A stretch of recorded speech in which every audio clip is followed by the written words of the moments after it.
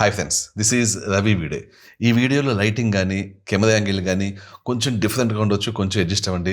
Actually current లేదు ఇక్కడ, so క్విక్గా ఒక వీడియో షూట్ చేస్తున్నాను. ఎనీవే, టాపిక్ చాలా ఇంట్రెస్టింగ్ టాపిక్. ఒక పేషెంట్ ఈరోజు క్లినిక్కి రావడం జరిగింది.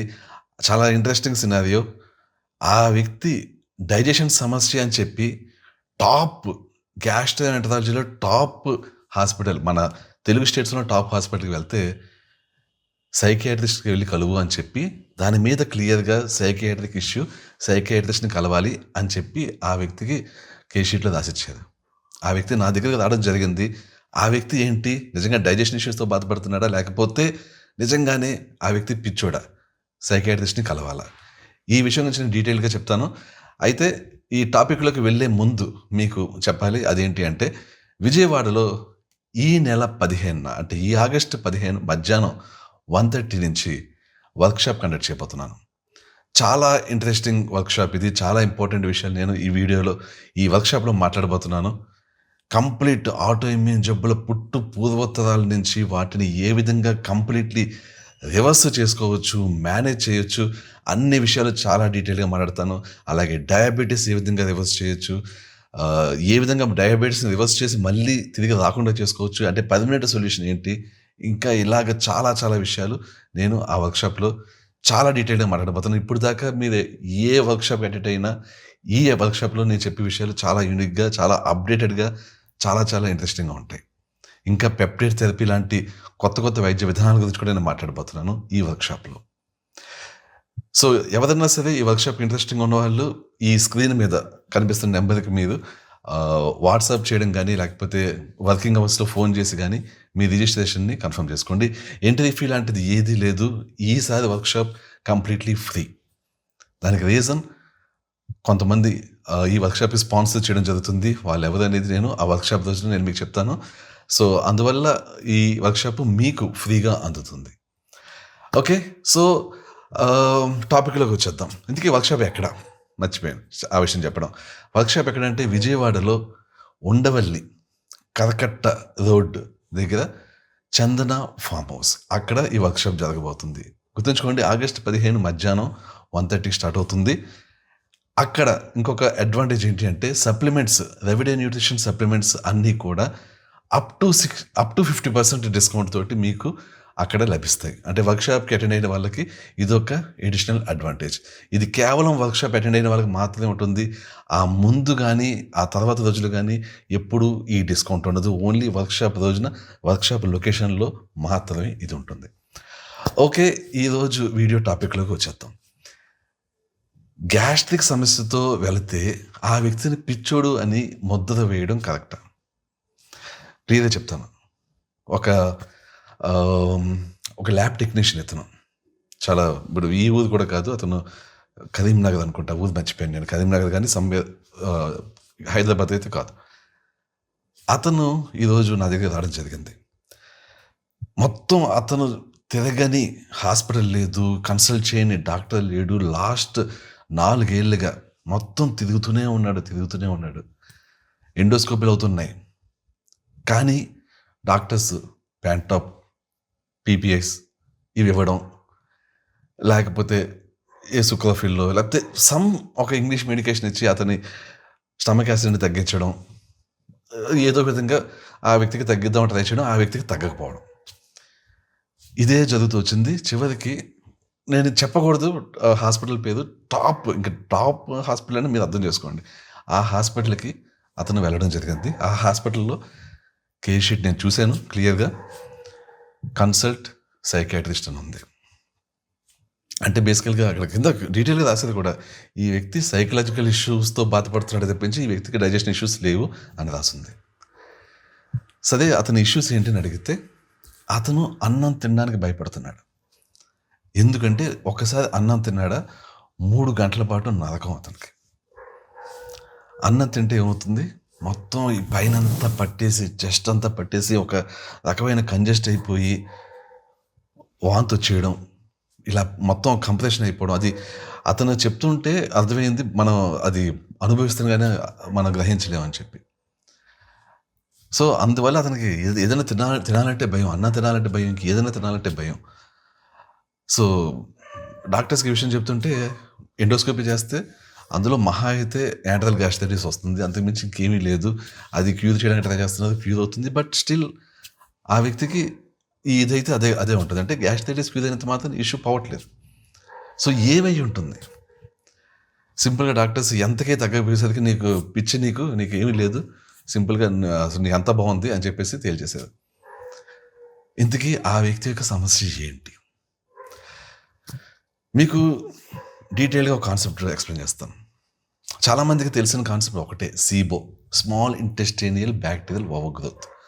బ్యాక్టీరియా గాని మన స్మాల్ ఇంటెస్టైన్స్‌లో ఉంటే అది మనం తిన్న ఫుడ్‌ని అది తింటూ దాన్ని ఫెర్మెంట్ చేసి గ్యాసెస్ జనరేట్ చేస్తుంటది. సో, ఆ టైంలో మనకి పొట్ట బాగా గట్టిగా అయిపోయినట్టు ఉంటుంది. చాలామంది కేవలం స్మాల్ ఇంటెస్టైన్స్‌లోనే బ్యాక్టీరియల్ ఓవర్‌గ్రోత్ గురించి తెలుసు గానీ, అదే పని స్టమక్‌లో కూడా జరగొచ్చు అనే విషయం చాలామందికి తెలీదు. ఈవెన్ స్టమక్‌లో కూడా బ్యాక్టీరియల్ ఓవర్‌గ్రోత్ ఉంటుంది. ఎప్పుడు? మీ స్టమక్ యాసిడ్ చాలా తక్కువ ఉన్నప్పుడు. అంటే స్టమక్ యాసిడ్ బాగా తక్కువ ఉంటే ఏం జరుగుతుంటది? మనం తిన్న ఫుడ్డు స్టమక్‌లో మామూలుగా ఏమవ్వాలి? ఖైమ్ అవ్వాలి. అంటే పేస్ట్ కింద అయిపోవాలి. యాసిడ్ వెళ్ళి మొత్తం ఏం తిన్నా అందులో ఎలాంటివి ఉన్నా కూడా ముద్ద చేసేయాలి దాన్ని. ఫంగస్ ఏదైనా ఉంటే చచ్చిపోవాలి. బ్యాక్టీరియా ఉంటే చచ్చిపోవాలి. అలాగుండి అంత కాన్సంట్రేషన్ తోటి ఉండాలి మన స్టమక్ HCl. స్టమక్‌లో ఉండే యాసిడ్. అది లేనప్పుడు ఏమవుతుంది? ఫుడ్డు అక్కడి నుంచి అలా మూవ్ అయ్యి డైజెస్టివ్ ఎంజైమ్స్ మన స్మాల్ ఇంటెస్టైన్స్‌లోకి వస్తుంది. స్మాల్ ఇంటెస్టైన్స్‌లోకి వచ్చాక అక్కడ డైజెస్ట్ అవుతుంది. సో, అక్కడ డైజెస్ట్ అవ్వాలంటే ఇంకేంటిది మళ్ళీ చచ్చినట్టు మన పెయిన్‌క్రియాస్ ఎమిలీస్ ఎక్కువ ప్రొడ్యూస్ చేయాలి. పెయిన్‌క్రియాస్ డైజెస్ట్ ఎంజైమ్స్ ఎక్కువ ప్రొడ్యూస్ చేయాలి. డైజెస్ట్ ఎంజైమ్స్ ట్రై చేస్తాయి. స్టమక్‌లో పేస్ట్ కాని దాన్ని డైజెస్ట్ చేయడానికి అది నానా తంటాలు నెక్స్ట్ చిన్న పెదవులు పడుతుంటాయి. ఇదేంటి ఇక్కడ స్టమక్ మూవ్‌మెంట్ ఉంది కాబట్టి అది డైజెస్ట్ కాకపోయినా నెక్స్ట్ దానికి తీసుకెళ్ళింది. కొంత డైజెస్ట్ అయ్యి ఏదో అయినా తీసుకెళ్ళింది. ఈ వ్యక్తిలో ఏం జరుగుతుంది? ఈ వ్యక్తిలో స్టమక్‌కి ఉండాల్సిన ఏదైతే మూవ్‌మెంట్ ఉందో మనకు చెప్పాను కదా! ఒక మిల్లులాగా స్టమక్ ఆడుతుంటది. నెక్స్ట్ చిన్న ప్రేగులు పెరిస్టల్స్ మూవ్‌మెంట్ ఉంటది. Snake movement. పెద్ద ప్రేగుల్లో మాస్ మూవ్‌మెంట్స్ ఉంటాయి. ఒకేసారి జుప్పని తోస్తుంటది ముందుకు ఫుడ్‌ని. ఈ మూవ్‌మెంట్స్ అన్నీ పర్ఫెక్ట్‌గా ఉండాలి. ఈ పేషెంట్ విషయంలో స్టమక్‌కి ఆ మూవ్‌మెంట్ ఆగిపోయింది. సరిగ్గా ముందుకు పంపించట్లేదు. అండ్ స్టమక్ మూవ్‌మెంట్ ఉన్నప్పుడే స్టమక్ ఇలా మూవ్‌మెంట్ ఉన్నప్పుడే దాని గోడలోంచి యాసిడ్ వచ్చి జనరేట్ అయ్యి స్టమక్‌లో పడతది. గోడల్లోంచి ఈ స్టమక్‌లో ఉండాల్సిన ఏవైతే ద్రవ్యాలున్నాయో అవన్నీ వచ్చి పడుతుంటాయి. ఆ వ్యక్తిలో అవి పడట్లేదు. స్టమక్‌లో ఉండాల్సిన ద్రవ్యాలు సరైన అమౌంట్‌లో ఉండట్లేదు. యాసిడ్ అయితే మొత్తానికి ఉండట్లేదు. ఆ వ్యక్తికి ఫుడ్ అక్కడ ఉండిపోయి ఫెర్మెంట్ అయిపోతుంది. సో, ఇప్పుడు ఏం చేయాలి? ఆ వ్యక్తికి ఒక ప్రోకైనెటిక్ ఇవ్వాలి. అండ్ ఆ వ్యక్తికి బీటెన్ HCl ఇవ్వాలి. అది లేకపోతే ఏమవుతుంది? ఆ వ్యక్తికి ఆ ఫుడ్ అక్కడే ఉండి, అక్కడే ఫెర్మెంట్ అయ్యి, అక్కడే బ్యాక్టీరియా ఫార్మ్ అయ్యి, అక్కడే ఫెర్మెంట్ అయ్యి, బ్యాక్టీరియా ఓవర్‌గ్రోత్ అవుతుంది స్టమక్‌లో. సో, బీభత్సమైన గ్యాస్ జనరేట్ అయిపోతుంది స్టమక్‌లో. జనరేట్ అయిపోయి, అది మొత్తం ఇది చెస్ట్ ఇది అంతా పట్టేసి, ఆ వ్యక్తికి ఒక రకమైన నానాయాతన పడి, ఆ వ్యక్తి వామిటింగ్ చేసుకుంటున్నాడు. చాలామందికి ఇలాగే హార్ట్ బర్న్ అవుతుంటది. ఏదో చెస్ట్ హార్ట్ అటాక్ వస్తున్న ఫీలింగ్ వస్తుంటది. బట్ వాళ్ళకి హార్ట్ అటాక్ రాదు. వాళ్ళకి గ్యాస్ వల్ల చెస్ట్‌ని అది నొక్కేస్తుంటది. ఆ గ్యాస్ ఎళ్లి నొక్కేస్తుంటది. వాళ్ళకి ఎప్పటికి హార్ట్ అటాక్ రాదు. కానీ చెస్ట్ పెయిన్ వస్తది. చెస్ట్ పెయిన్ ఎందుకు వస్తుంది? హార్ట్‌ని కంప్రెస్ చేస్తుంది ఈ గ్యాస్. సో, మనకి హార్ట్ అటాక్‌లు ఎప్పుడొస్తుంటాయి? మీకు బ్లాక్‌లు అయితే వస్తది. ఇక్కడ ఈ బ్లాక్‌లు ఉండవు ఇక్కడ. ఓన్లీ చెస్ట్‌ని కంప్రెస్ చేస్తుంటది. అందువల్ల హార్ట్ అటాక్ వస్తుందేమో అన్నట్టు అనిపిస్తుంటది కానీ ఎప్పటికి హార్ట్ అటాక్ రాదు. అది ఆ గ్యాస్ వల్ల కంజెషన్ ఏర్పడుతుంటది. ఇదే జరిగింది ఈ పేషెంట్ విషయంలో. డాక్టర్స్ ఇది గ్రహించేదా? లేదు. అతను పిచ్చోడు అని మార్కేసి పంపించేది. అది. సో, నేను obviously prokinetic and digestive enzymes betaine HCl ఇలాగ అతనికి ట్రీట్మెంట్ ఇవ్వడం జరిగింది. అతను వెళ్ళాడు. అతని నుంచి రెస్పాన్స్ అతని రిజల్ట్ కూడా వస్తది. నేను అతని రిజల్ట్‌ని డెఫినెట్‌లీ షేర్ చేస్తాను. నౌ సో, ఇదేంటిది? మనకెప్పుడు ఏం తెలుసు? SIBO తెలుసు. స్మాల్ ఇంటెస్టైనల్ బ్యాక్టీరియల్ ఓవర్‌గ్రోత్ తెలుసు. ఇది స్టమక్‌లో బ్యాక్టీరియల్ ఓవర్‌గ్రోత్. ఈ కాన్సెప్ట్ కూడా ఉంటది. ఈ కాన్సెప్ట్ గురించి ఎవరు మాట్లాడరు. స్టమక్‌లో బ్యాక్టీరియల్ ఓవర్‌గ్రోత్ అయినప్పుడు ఏమవుతుంది? ఈ యాసిడ్ లేకపోవడం వల్ల, ఈ మూవ్‌మెంట్ లేకపోవడం వల్ల స్టమక్‌లో బ్యాక్టీరియల్ ఓవర్‌గ్రోత్ అవుతుంది. స్టమక్‌లో బ్యాక్టీరియల్ ఓవర్‌గ్రోత్ అయితే ఈ పై పార్ట్ అంతా ఈ acid reflux, gas, congestion, pain, vomiting ఇవన్నీ ఉంటాయి. అలాగే మీకు ఇంక సీబో గురించి చెప్పక్కర్లేదు. సీబో గురించి నేను చాలా వీడియోస్ చేశాను.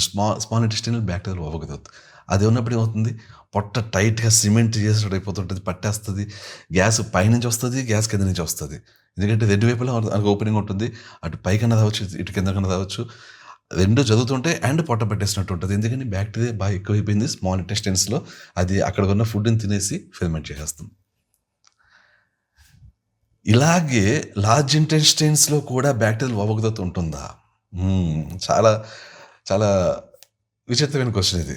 లార్జ్ ఇంటెస్టైన్స్‌లో చాలామంది అనుకుంటారు, బ్యాక్టీరియా ఎంత ఎక్కువుంటే అంత మంచిది. అంత బాగా ఫెర్మెంట్ అయిన ఫుడ్ ఫైనల్ 90% అయిపోయాక ఫైనల్ 10% డైజెషన్ అదే చేస్తది కాబట్టి ఎంత ఎక్కువుంటే అంత మంచిదనుకుంటారు. అది కరెక్టేనా? ఇక్కడ బ్యాక్టీరియల్ ఓవర్‌గ్రోత్ అనడం కంటే, బ్యాక్టీరియా వల్ల అక్కడ ఒక ఇష్యూ జరిగే ఛాన్స్ ఉంది. అది ఒకలా చెప్పాలంటే లార్జ్ ఇంటెస్టైనల్ బ్యాక్టీరియల్ ఓవర్‌గ్రోత్‌లా కన్సిడర్ చేయొచ్చు మనం.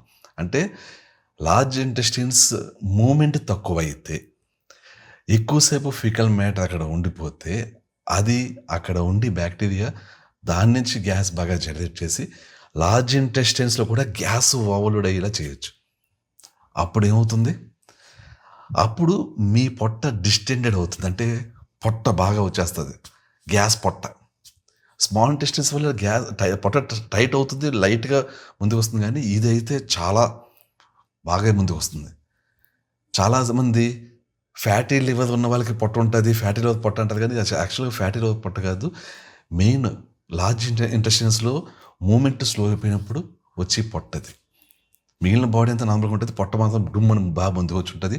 అది లార్జ్ ఇంటెస్టైన్స్‌లో బ్యాక్టీరియల్ ఓవర్‌గ్రోత్ కాదు. బట్ లార్జ్ ఇంటెస్టైన్స్ మూవ్‌మెంట్ తక్కువ ఉండడం వల్ల, ఎక్కువసేపు ఫీకల్ మ్యాటర్ అక్కడ ఉండడం వల్ల, దాన్ని ఈ బ్యాక్టీరియా బాగా ఇంకా దాన్ని ప్రాసెస్ చేసి దాని నుంచి గ్యాస్ జనరేట్ చేయడం వల్ల గ్యాస్ ఎక్కువైపోయి ఇలా అవుతుంటది. సో, ఇలాగ బ్యాక్టీరియా గ్యాసెస్ జనరేట్ చేయడం వల్ల అటు స్టమక్‌లోను, ఇటు స్మాల్ ఇంటెస్టైన్స్‌లోను, ఇటు లార్జ్ ఇంటెస్టైన్స్‌లోను డిఫరెంట్ వేస్‌లో ఇష్యూస్ క్రియేట్ చేస్తుంటది. ఈ మూడిట్లో ఏదున్నా కూడా మనిషి అంత ప్రశాంతంగా ఉండలేడు. సో, మూడిట్లో ఏదున్నా కూడా దాన్ని ఫిక్స్ చేయాల్సిందే. సో, అదండి సంగతి. సో, ఈ కాన్సెప్ట్స్ తెలియాలి, తెలుసుకోవాలి. తెలిస్తే అప్పుడు వైద్యం చేయగలం. లేకపోతే పేషెంట్‌ని పిచ్చోడు అనేసి పంపించేయగలం. సో, ఇలాంటివి జరుగుతుంటాయి. సో, ప్రతీదీ పేషెంట్ యొక్క సైకలాజికల్ దీనివల్ల జరగదు. పేషెంట్ నిజంగా ఒక పెయిన్ ఫీల్ అవుతున్నాడంటే పెయిన్ ఫీల్ అవుతున్నాడు. అదేంటో మనం అనలైజ్ చేయాలి. ఇన్వెస్టిగేట్ చేయాలి. Anyway that's it. Thank you so much. I will catch you soon. By.